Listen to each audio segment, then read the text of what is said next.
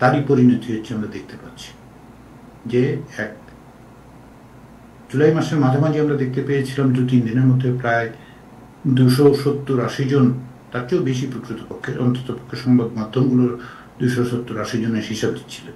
বাংলাদেশে এখন যেটা হচ্ছে যে 5 দিনের মুভমেন্টে, 2 সপ্তাহের মুভমেন্টে ডক্টর আলী রিয়াজ বলছেন 200 জন। অনেক বাংলাদেশে যারা ডাক্তার আছে তারা কিন্তু আনঅফিসিয়ালি বলছে যে আমাদের কাছে অনেক রোগী এসেছে আহত হয়ে গুলি খেয়ে, তাদেরকে হার্ট অ্যাটাক বা তাদেরকে কোনো ক্যাজুয়ালিটি দেখিয়ে আমরা তাদেরকে ডেথ সার্টিফিকেট দিতে হচ্ছে চাপের কারণে। এই সংখ্যাটা 1000ও ছাড়িয়ে যেতে পারে। কোন সর্বদলীয় রিপ্রেজেন্টেটিভ সরকার যদি হয় অন্তর্বর্তীকালীন, সেটা সবচেয়ে বেশি গ্রহণযোগ্য হবে। নাম্বার 1, এখন এই সরকারের 2 নম্বর কোয়েশ্চেনটা হচ্ছে সেটা যদি হয়, সরকার প্রধান কে হবে? সরকার প্রধান এই ক্যাবিনেটটা গঠিত হতে পারে সর্বদলীয় ঐক্যমতের ভিত্তিতে রিপ্রেজেন্টেটিভদের মাধ্যমে, ক্যাবিনেট। কিন্তু সরকার প্রধান আমার মনে হয় ডক্টর মোহাম্মদ ইউনূসের এখন এগিয়ে আসা উচিত। ফলে এইটা একটা পার্সোনালিস্টিক অটোক্রেসি। এটা নিয়ে মানে জেনারেলের সাথে তুলনার জায়গাটা অটোক্রেসির, কিন্তু কমপ্লিটলি ডিস্টিংক্টলি 2 ধরনের। আমি একমত। আমি বর্তমানে সরকার প্রধানের আচরণ বরং জেনারেল এরশাদ না, জেনারেল ইয়াহিয়া খানের সাথে মিলতে পারে। জেনারেল ইয়াহিয়া খান 25শে মার্চে যেরকম অতিরিক্ত শক্তি প্রয়োগ করে দেশকে সম্পূর্ণভাবে জনমতকে উল্টে দিয়েছিল, বর্তমান সরকারের অতিরিক্ত বল প্রয়োগের কারণে আওয়ামী লীগ সহ আপনি যেটা বলছেন। আমাদের সাথে যুক্ত হয়েছেন প্রফেসর আলী রিয়াজ। আপনাকে অভিনন্দন জানাচ্ছি রিয়াজ ভাই, বেশ কিছুদিন পরে আপনার সাথে দেখা হলো। এবং আমাদের সাথে যুক্ত আছেন প্রফেসর সোহেব আহমদ। আপনাদের দুজনকে শুভেচ্ছা জানাচ্ছি। প্রফেসর আলী রিয়াজ, প্রথমে আপনাকে জানতে চাই যে আমরা আজকে জাস্ট আমি হেডলাইনগুলো যদি পড়ি এবং আপনার কাছে পরে প্রশ্ন করব যে জনবিস্ফোরণ, কোন পত্রিকাগুলো হেডলাইন আমি বলছি, কয়েকটা পত্রিকার হেডলাইন, জনবিস্ফোরণে নিহত শতাধিক। আবার প্রথম আলো বলছে প্রায় 97 মনে হয় সম্ভবত। কোন পথে বাংলাদেশ, এই বিষয়ে একটি প্রশ্ন এসেছে। ভারতীয়, এটা বিষয়ে আপনিও লিখেছেন একটি, বোধহয় প্রথম আলোতে একটি কলাম আপনি লিখেছেন। ভারতীয়দের বাংলাদেশ ভ্রমণের নিষেধাজ্ঞা বলেছি আপনার, এবং ইন্ডিয়া টুডে যে একটি নিবন্ধ প্রকাশ করেছে, বাংলাদেশের চূড়ান্ত অরাজকতা, পতনের দ্বারপ্রান্তে শেখ হাসিনা সরকার। এই যে অবস্থা, এই অবস্থায় আপনার অ্যানালাইসিস, আপনি কি মনে করেন, ওয়ার উই আর, বাংলাদেশ কোন দিকে যাচ্ছে? আমরা সাধারণত প্রায়শই ক্রান্তিকাল শব্দটা ব্যবহার করি। জি, বাংলাদেশের ইতিহাসের বিভিন্ন পরিস্থিতি যখনই আসে আমরা ক্রান্তিকালের কথা। তবে বাংলাদেশের গত 52 বছরের ইতিহাসের সবচেয়ে দুর্যোগময় এবং ভয়াবহ এক ক্রান্তিকালের মধ্যে আমরা উপস্থিত হয়েছি। গত কিছুদিন ধরে এই পরিস্থিতি আমরা লক্ষ্য করছি। তার মধ্যে রোববার দিন ঢাকায় যে পরিস্থিতি, তাতে প্রায় 100-র মতো মানুষ মারা গেছে। এবং এর ঘটনার পটভূমি আমরা সকলেই জানি। যা হচ্ছে সেটা হচ্ছে গত 1 দশকের বেশি সময় ধরে যে স্বৈরতান্ত্রিক ব্যবস্থা তৈরি করা হয়েছে, যার শীর্ষে আছেন শেখ হাসিনা। তিনি ক্ষমতায় টিকে থাকার জন্য সর্বোচ্চ শক্তি দিয়ে, রাষ্ট্র এবং তার দলের সর্বোচ্চ শক্তি দিয়ে কার্যত বাংলাদেশের নাগরিকদের বিরুদ্ধে একটা যুদ্ধ সূচনা করেছেন।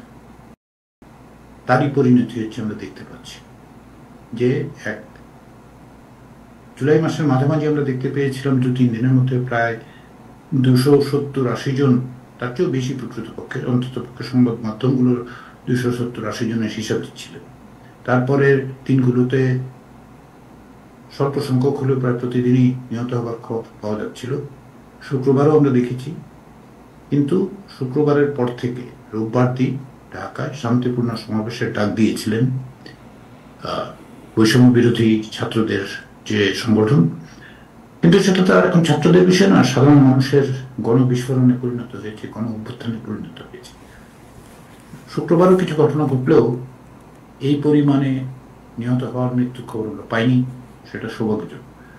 তারপরে আওয়ামী লীগের পক্ষ থেকে হুমকি দিয়ে, রণহুঙ্কার দিয়ে রোববার দিন সমাবেশের তাদের কর্মী বাহিনীকে নামিয়ে দেওয়ার পরে এই পরিস্থিতির সৃষ্টি হয়েছে।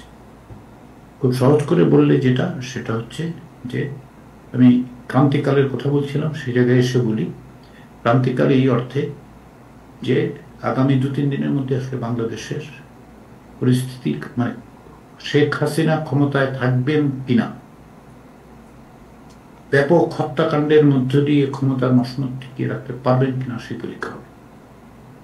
আজকে আমি যখন আপনার সাথে কথা বলছি, নিউ ইয়র্কে এখন রোববার রাত, ঢাকায় সোমবার সকাল হচ্ছে, লক্ষ লক্ষ মানুষের ঢাকায় সমবেত হওয়ার কথা, এবং এখনো সময় আছে। প্রধানমন্ত্রী শেখ হাসিনা চাইলে পদত্যাগ করে অনেক প্রাণনাশ বন্ধ করতে পারে, কিন্তু দুর্ভাগ্যজনক, আমি আশঙ্কা করি যে তিনি সেটা করবেন না।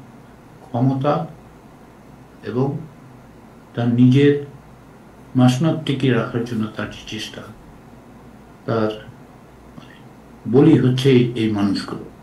দুর্ভাগ্যজনক শুধু যে সরকারি বাহিনীর হাতে, ছাত্রলীগ যুবলীগের হাতে মারা যাচ্ছে তা। পরিস্থিতি এরকম হলে যা হয়, পুলিশের বিভিন্ন থানায় হামলা হয়েছে, প্রায় 13-14 জন পুলিশের কথা জানা যাচ্ছে, তারও বেশি যারা মারা গেছেন। একটা সর্বব্যাপ্ত নৈরাজ্য সৃষ্টি করা হয়েছে, যেটা সহজেই এড়ানো যেত। সেটাই হচ্ছে পরিস্থিতি। ওকে, সো এই যে একটা পরিস্থিতির দ্বার প্রান্তে বাংলাদেশে দাঁড়িয়েছে, এখান থেকে বের হওয়ার what is the way to get out from this situation? বেরোবার পথ দুটো আসলে। বেরোবার পথ এক অর্থে দুটো, আবার অন্য অর্থে একটি।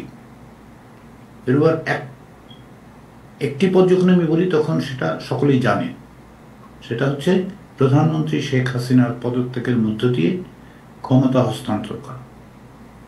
14 বছর ধরে যে স্বৈরশাসন পরিচালিত হয়েছে, সেগুলো যদি আপনি মুহূর্তের জন্য বিস্মৃত, জুলাই মাসের মাঝামাঝি থেকে যে হত্যাকাণ্ড হয়েছে, সেই হত্যাকাণ্ডের দায় তাকেই এই দায় নিয়ে সরে যাওয়া দরকার। তাকে সময় দেওয়া হয়েছে, যারা রাজপথে আছেন তারা সময় দিয়েছে। ফলে ওই অর্থে পথ একটি। বলতে পারেন যে আসলে ট্রানজিশনটা কিভাবে হবে। জি, এই জায়গায় আমি বলি যে দুটো ট্রানজিশনের পথ আছে। একটা সাংবিধানিক ভাবেই আছে, প্রধানমন্ত্রী পদত্যাগ করে সংসদ বাতিল করে দিয়ে একটা জাতীয় সরকার গঠনের মধ্য দিয়ে আমরা দেশকে অগ্রসর হতে দেখতে পারি। আর দ্বিতীয় যেটা, সেটা হচ্ছে সামরিক বাহিনীর হস্তক্ষেপ। যে সামরিক বাহিনী এই মুহূর্তে দেশের সমস্ত কিছু বিবেচনা করে ক্ষমতা গ্রহণ করতে পারে। সেটা খুব গণতান্ত্রিক হবে না অবশ্যই। বাংলাদেশের অতীত ইতিহাস, সামরিক বাহিনীর ক্ষমতা গ্রহণের ইতিহাস ইতিবাচক নয়, কিন্তু তাতে করে প্রাণ নাশ বন্ধ করা যাবে, এবং তাতে করে সম্ভবত এখন থেকে পরবর্তী সময় এক ধরনের শান্তিপূর্ণভাবে ট্রানজিশনটা করা যেতে পারে। দুটি পথ, কিন্তু সবকিছুর আগে প্রধানমন্ত্রী শেখ হাসিনাকে সিদ্ধান্ত নিতে হবে। তার সার্ভাইভালের উইন্ডো, ইংরেজিতে বললে সার্ভাইভালের উইন্ডোটা খুব ছোট। যদি টিকে থাকতে হয় তাকে, তাহলে আরো অনেক মৃত্যু, অনেক রক্তপাতের মধ্যে দিয়ে বাংলাদেশকে যেতে হবে। সো এইটার গ্যারান্টি কি যে প্রধানমন্ত্রী যদি আজকে পদত্যাগ করেন, তাহলে তার বা তার মন্ত্রিসভা বা তার পার্টির লোক যারা আছে, এদের সিকিউরিটি, সেফটি, এইটা কিভাবে এনশিওর করবে? কে এনশিওর করবে এটা? এই প্রশ্নটা যে আপনি করছেন না, তাই এই প্রশ্নটা তৈরি হলো গত 14 বছরের শাসনের কারণে। যদি রাষ্ট্র আলাদা থাকতো, প্রশাসন যদি আলাদা থাকতো, নিরপেক্ষ থাকতো, পুলিশ যদি তার দায়িত্ব পালন করতো, তাহলে আপনি প্রশ্ন করতেন না। বলুন, এই পরিস্থিতি 90 সালে কি হয়েছিল? হয় নাই তো। একটি 8 বছর 9 বছর ধরে একটা স্বৈরশাসক যাওয়ার পরে কিন্তু আপনি আমাকে এই প্রশ্ন করতেন না। এরকম ঘটনা ঘটেনি, পুলিশ ফাঁড়িতে হামলা হয়নি। এখন হচ্ছে কেন? হচ্ছে গত 14 বছর ধরে দলীয়করণ করার একটা সর্বোচ্চ পর্যায়ে নিয়ে যাওয়া হয়েছে। ব্যক্তিগত আনুগত্যের ভিত্তিতে প্রশাসন, আইন শৃঙ্খলা বাহিনী, আদালত কোনটা বাকি রেখেছেন তারা? সেই কারণে আপনাকে এই প্রশ্ন করতে হচ্ছে। তাদের নিরাপত্তার ব্যবস্থা হচ্ছে তারা যারা আওয়ামী লীগ করেন, যারা এই হত্যাকাণ্ডের বিরোধিতা করেন, তারা এখনো পথে নেমে আসতে পারেন। তারা আসতে পারেন, বলতে পারেন যে ঠিক আছে, আমি রাজনৈতিক আদর্শের কারণে ছিলাম, আমি এই দাবির সঙ্গে দেশের স্বার্থে, মানুষের স্বার্থে আমি আপনাদের সাথে যুক্ত হলাম। তারাও বলতে পারে প্রধানমন্ত্রী, কিন্তু প্রধানমন্ত্রী শুনবেন আমি তো মনে করি না। আর সবচেয়ে বড় জিনিস কি জানি, যেটা তাই জি, এই যে অভাবনীয়, অভূতপূর্ব ভয়াবহ পরিস্থিতির সৃষ্টি হলো। আমরা অন্যান্য দেশেও দেখেছি যে ব্যক্তি কেন্দ্রিক স্বৈরতন্ত্রের যারা শীর্ষে থাকে, যাদেরকে কেন্দ্র করে ক্ষমতা আবর্তিত হয় এবং যারা কুক্ষিগত করে, তারা যখন ক্ষমতা থেকে সরে যান এবং চাপের মুখে সরে যান, গণ অভ্যুত্থানের মুখে সরে যান, হ্যাঁ, তখন কেবল যে রক্তপাত ঘটে তাই নয়, দেশের স্বাধীনতা এবং সার্বভৌমত্ব ক্ষুণ্ণ হয়। জি, আপনি তো 69-এর গণ অভ্যুত্থান দেখেছেন, এরপরে পর্যায়ক্রমে স্বৈরাচার। 69-এর গণ অভ্যুত্থানে আমার বয়স খুব কম ছিল, ফলে আমি দেখেছি বলাটা ঠিক 10-11 বছর বয়স। আমার ব্যক্তিগত অভিজ্ঞতার হিসেবে হচ্ছে, ধরুন এরশাদ বিরোধী আন্দোলনে গোড়ার দিকটাতে দীর্ঘ সময় ধরে ছাত্র রাজনীতির সঙ্গে যুক্ত থাকার কারণে সাংবাদিক হিসেবেও আমাকে দেখার সুযোগ হয়েছে আর কি। সো ওই বাংলাদেশের বিভিন্ন পর্যায়ের যে মুভমেন্ট দেখেছেন, আর এই বর্তমানে যে এখন যে মুভমেন্ট চলছে, এটাকে আপনি কিভাবে ক্লাসিফাইড করেন? What is your experience? গত 52 বছরে বাংলাদেশে যত আন্দোলন হয়েছে, তার যে কোনো আন্দোলনের চেয়ে অনেক বেশি শক্তিশালী এই আন্দোলন, অনেক বেশি জনঘনিষ্ঠ এই আন্দোলন। যেভাবে আপনি গত শুক্রবারের কথা বিবেচনা করুন, জি, কোনো চাপ নেই, কোনো সংগঠন নেই। এবং সবচেয়ে বড় জিনিস কি, দেখুন স্বাধীনতার পর থেকে, বিশেষ করে যদি আপনি স্বাধীনতার পর থেকে দেখেন, 90 সালের আন্দোলন রাজনৈতিক দলের দ্বারা মানে নেতৃত্বে হয়েছে, তাদের নেতৃত্বে হয়েছে। কিন্তু ধরুন 69 আন্দোলন ছাত্রদের নেতৃত্বে হলেও তার পিছনে রাজনৈতিক দলগুলো উপস্থিত ছিল, তাই তো? সেটা ভাসানী নায়ক বলেন, মুজাফফর নায়ক বলেন, অবশ্যই আওয়ামী লীগ বলতেই হবে, তাই না? জি জি। এই একটা আন্দোলন হচ্ছে স্বতঃস্ফূর্তভাবে তরুণদের নেতৃত্বে লক্ষ লক্ষ মানুষ, সম্ভবত ঠিক হবে। এই কথাটাই তো let him finish first, then আপনি প্রশ্ন করেন। না, let him finish first. এই কোটি কোটি মানুষ নেমে এসছে, এটা অভূতপূর্ব, অভাবনীয় শুধু না, অভূতপূর্ব, বুঝতে পেরেছেন? জি। ফলে আপনি তুলনা করতে পারবেন না, মানে তুলনার জায়গাটা নেই। তুলনার জায়গাটা এই কারণে নেই, আপনি শুধু বাংলাদেশ নয়, তাই জি, আমি যতদূর পর্যন্ত দক্ষিণ এশিয়ার রাজনীতি সম্পর্কে পড়ালেখা করেছি, ভরসা রাখুন, যৎকিঞ্চিত পড়ালেখা করার সৌভাগ্য আমার হয়েছে, জি, গত 100 বছর দক্ষিণ এশিয়ায় স্বল্পতম সময় 200-র বেশি মানুষকে হত্যা করার কোন রকম উদাহরণ নেই। 100 বছর, এটা আমি দায়িত্ব নিয়ে বলছি তাহের, জি, গত 100 বছরে দক্ষিণ এশিয়ায় সাধারণ মানুষকে হত্যা কিসের জন্য? খুব সামান্য দাবি, খুবই সামান্য দাবি। তো আপনি কি আপনি এই আন্দোলনকে তুলনা করবেন? দেখুন তাহের, আমাকে বিভিন্ন গণমাধ্যমে কথা বলতে হয়। জি জি। আজকে বিবিসির রেডিওর সাথে কথা হচ্ছিল, তার আগে তারা বাংলাদেশের আইনমন্ত্রীর একটি সাক্ষাৎকার প্রচার করেছে। আমি উদ্বিগ্ন হয়ে পড়েছি এই কারণে, তিনি বলেছেন যে রাজপথে যে আন্দোলন হচ্ছে সেটা হচ্ছে মিলিটেন্টরা করছেন, জঙ্গিরা করছেন। বাংলাদেশে যে লক্ষ লক্ষ মানুষ আজকের আছে, রাজপথে আছেন, তাদেরকে জঙ্গি বলে অভিহিত করার মধ্য দিয়ে বাংলাদেশের কি ভাবমূর্তি প্রতিষ্ঠা করেছে? বাংলাদেশি এবং বাংলাদেশি বংশোদ্ভূতদের আগামীতে যদি বিভিন্ন দেশে প্রবেশের দ্বার বন্ধ হয়ে যায় শুধুমাত্র একজন ব্যক্তির ক্ষমতায় থাকার অভিলাষের কারণে, আইনমন্ত্রী বলছেন এরা নাকি জঙ্গি।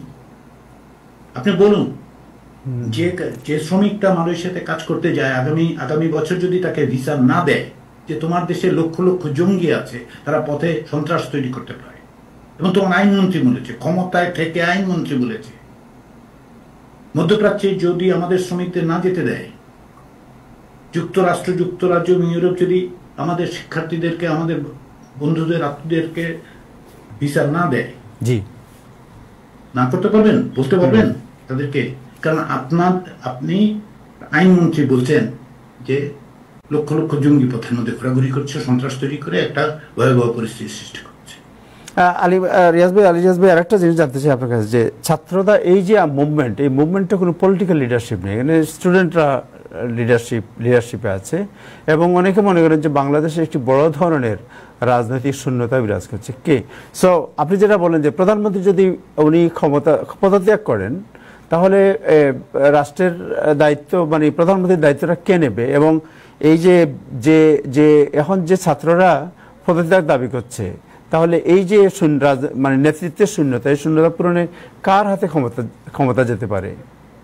তার হাতে ক্ষমতা যেতে পারে, সেটা আমি আগেও বলেছি, যদি আপনার মিলিটারির মাধ্যমে ট্রানজিশনটা হয়, সেটা একটা পদ্ধতি হতে পারে। জি, ক্ষমতা যদি হস্তান্তর করতে হয় একটা জাতীয়তা, এই যে শিক্ষার্থীদের কথা বলছেন, শিক্ষার্থীরা কিন্তু সুস্পষ্ট করে বলে দিয়েছে তারা কোন ধরনের কি চান।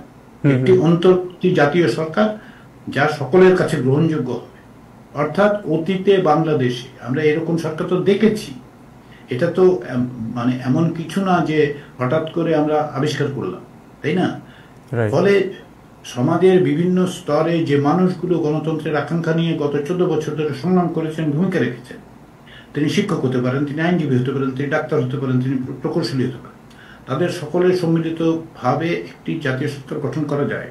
বাংলাদেশে 18 কোটি মানুষ আছে, লোকের অভাব হওয়ার কোনো কারণ নেই। বাংলাদেশের মানুষেরা দেশে দেশের বাইরে বিভিন্ন রকম ভূমিকা রাখছে। ফলে এটা এটা এই প্রশ্নটা নিরর্থক প্রশ্ন। তাই আমি বুঝতে পারি কেন করেন, আপনার উদ্বেগের জায়গা থেকে করেন, যে যাতে এরকম তৈরি না হয়, মানে শূন্যতা তৈরি না হয়।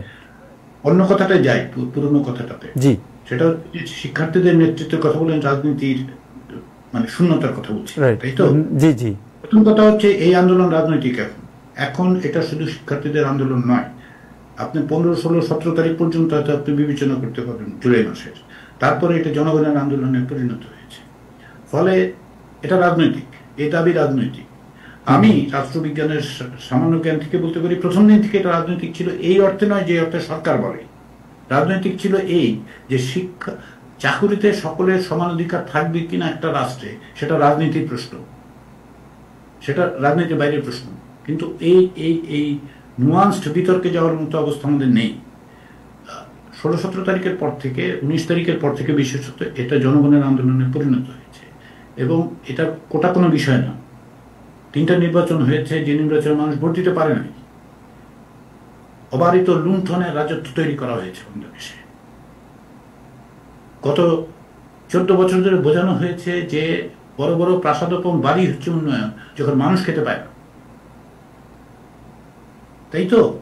মানুষের ওই জায়গায় এটা রাজনৈতিক। ফলে এই প্রক্রিয়ার মধ্যে দিয়ে গেলে সমাধান বের করা যায়। বের করার প্রথম কথা হচ্ছে যে স্বীকার করতে হবে প্রধানমন্ত্রী শেখ হাসিনার মানে যে স্বৈরতান্ত্রিক ব্যবস্থার মধ্যে দিয়ে বিশেষত গত 10 বছর 2014 সালের নির্বাচনের পর যে পরিস্থিতি সৃষ্টি করা হয়েছে, প্রতিষ্ঠান ধ্বংস করা হয়েছে এবং তারপরে এই পরিস্থিতি তৈরি করা হয়েছে, মানুষের ক্ষোভটা ওই জায়গায়। বুঝতে পেরেছেন? জি। সো আপনাকে যদি এখন প্রশ্ন করি, কি যেন বলতে চাচ্ছি, যে এক মিনিট আমি প্রশ্নটা করি, তারপর আপনি করেন। আমি প্রশ্নটা করতে চাই যে আপনি দেখেছেন যে ছাত্ররা কি স্লোগান দিচ্ছে বিভিন্নভাবে। আমার কাছে মনে হয়েছে যে বাংলাদেশের যে বিভেদের যে রাজনীতি, এই রাজনীতির বিরুদ্ধে এই ছাত্র সমাজ আরেকটি প্রতিবাদ করছে বিভিন্নভাবে, বিভিন্ন স্লোগানের মাধ্যমে। আমাদের দেশে স্বাধীনতার যুদ্ধ হয়েছে প্রায় 50 ইয়ার্স। এখন এই জাতীয় একটি ঐক্যমত, বিভিন্ন দল থাকবে, মত থাকবে, তারপরেও একটি জাতি কিভাবে ঐক্যবদ্ধভাবে আপনার গণতান্ত্রিক একটি বাংলাদেশের দিকে এগিয়ে যেতে পারে বলে আপনার মনে হয়?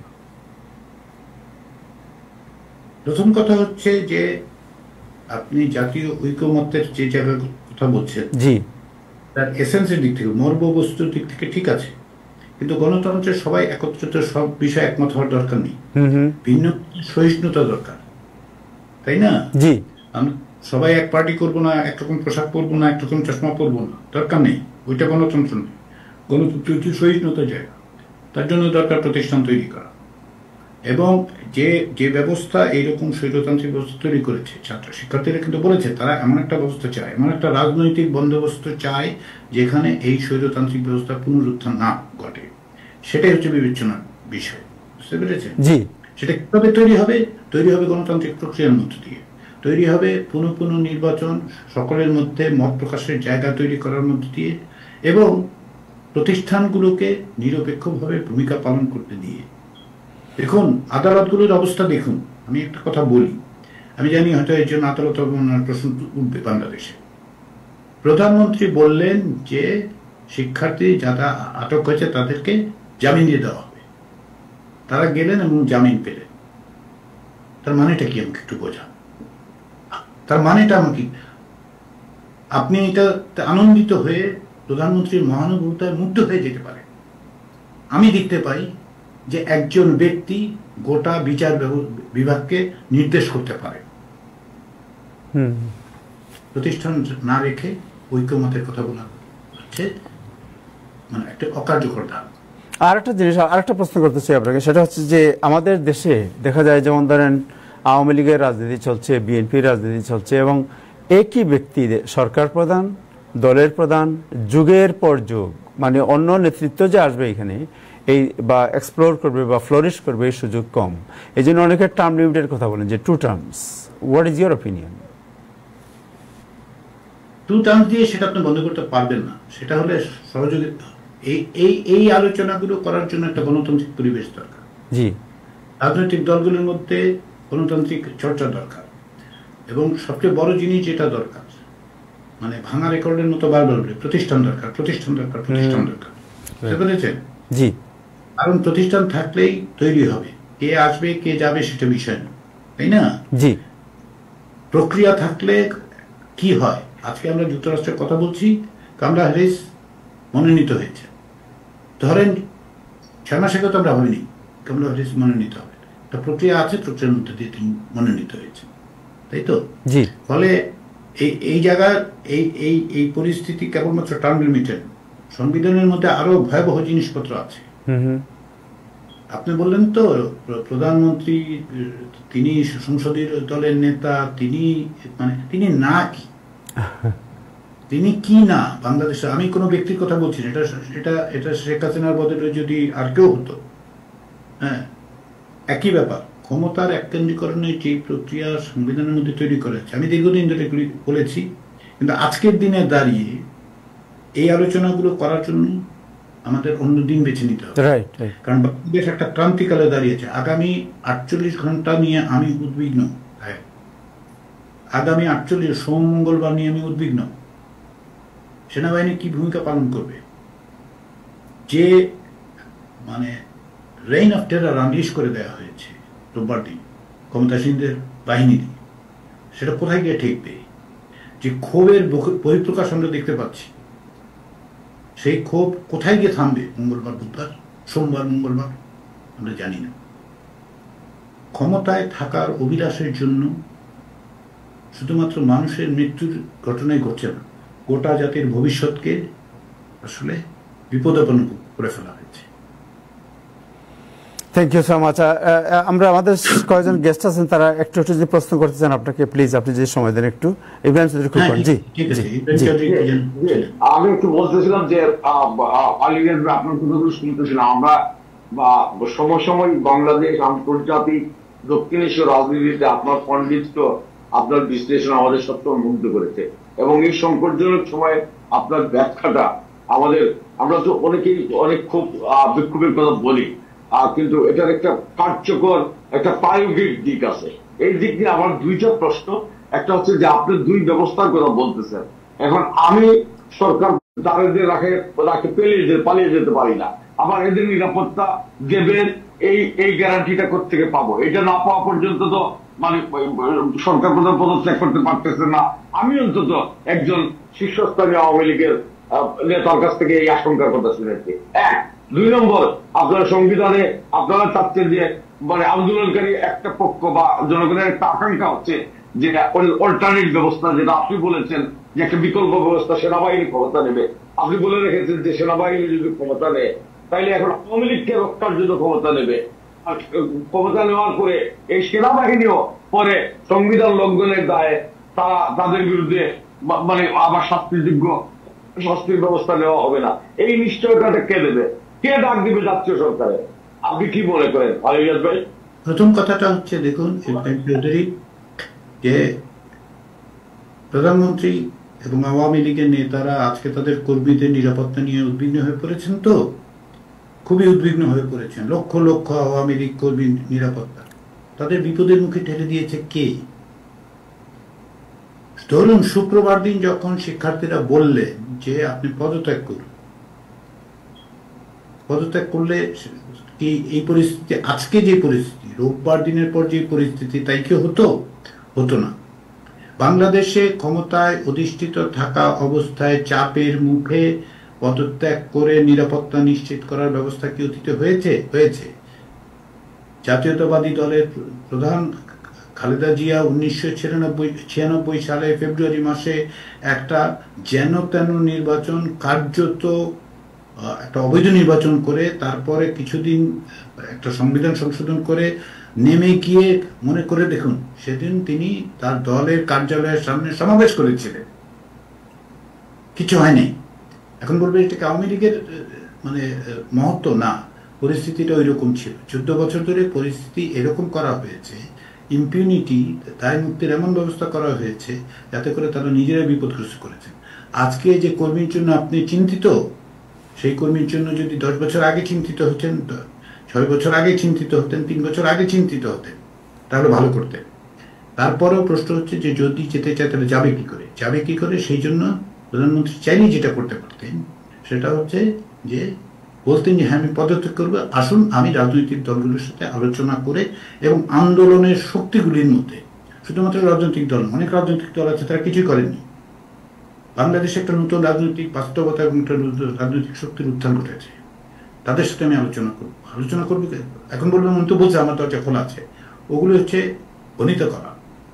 উনি বলতেই পারতেন যে আমি পদত্যাগ করব, আমাদের একটা পদ বের করে দিন। যদি একটি স্বাধীন প্রতিষ্ঠান থাকতো বিচার বিভাগ, তাহলে বিচার বিভাগের কাছে তিনি যেতে পারতেন। বিচার বিভাগ ধ্বংস হয়েছে। যদি সেনাবাহিনীকে এরকম ভাবে বিভিন্নভাবে মানে বিতর্কের প্রায় মুখে না নেওয়া হতো তাহলে তারা করতে পারতেন, তাই তো? এখন সেনাবাহিনী গ্রহণ করলে আপনি যেটা বলছেন সেটা সংবিধানের 7 ধারা, আমি বুঝতে পারি যে 7 ধারায় আছে যে সংবিধানের বাইরে যে কোনো কার্যক্রম হলে সেটা ট্রিজন হিসেবে বিবেচিত হবে। তবে কি জানেন ইব্রাহিম চৌধুরী, বাংলাদেশের গত এই আন্দোলনে আমি যা দেখতে পাই সেটা হচ্ছে এর যদি সাফল্য লাভ করে, শুধুমাত্র রক্তপাতের মধ্যে দিয়ে পরিবর্তনে নয়, বাংলাদেশের একটা নতুন করে সংবিধানের রচনা করার প্রয়োজন হবে, একটা কনস্টিটিউয়েন্ট অ্যাসেম্বলি করতে হবে। যে সংবিধান আপনাকে স্বৈরতন্ত্র উপহার দেয়, বারবার উপহার দেয়, যে স্বৈরতন্ত্র আপনাকে ক্ষমতা এককেন্দ্রীকরণের সুবিধা তৈরি করে দেয়, ওই যুক্তরাষ্ট্রে হচ্ছে না তো, ব্রিটেনে তো হচ্ছে না, তারা কোথাও না কোথাও একটা চেক অ্যান্ড ব্যালেন্স আছে, সেগুলি নাই বাংলাদেশের সংবিধানে, তাই তো? সেগুলি নিশ্চয়তা করতে হবে, সেগুলির ব্যবস্থা করুন।